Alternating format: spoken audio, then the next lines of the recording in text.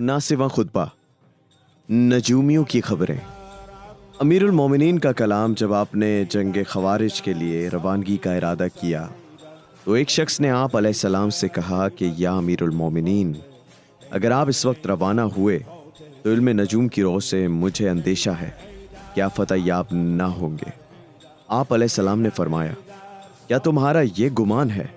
کہ تم اس ساتھ کا پتہ دے سکتے ہو کہ اگر کوئی اس میں سفر پر روانہ ہو تو برائی اس سے دور رہے گی، اور اس بری ساتھ سے ڈرا سکتے ہو کہ اگر کوئی اس میں روانہ ہو تو اسے نقصان پہنچے گا؟ تو جس نے اس کی تصدیق کی اس نے قرآن مجید کو جھٹلا دیا اور اپنا مقصد حاصل کرنے اور ناپسندیدہ شے سے بچنے میں اللہ کی مدد سے بے نیاز ہو گیا۔ تمہاری ان باتوں کا تقاضا یہ ہے کہ جو شخص تمہاری باتوں پر عمل کرے وہ خدا کے بجائے تمہاری حمد کرے،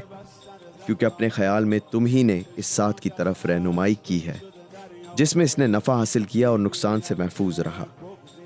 پھر آپ علیہ السلام نے لوگوں کی طرف متوجہ ہو کر فرمایا، اے لوگوں، علم نجوم کے سیکھنے سے پرہیز کرو، مگر اس قدر کہ جس سے خشکی اور تری میں راستہ معلوم کر سکو،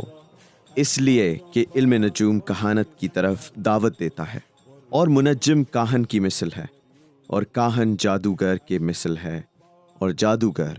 کافر کی مثل ہے، اور کافر کا ٹھکانہ جہنم ہے۔ بس اللہ کا نام لے کر چل کھڑے ہو۔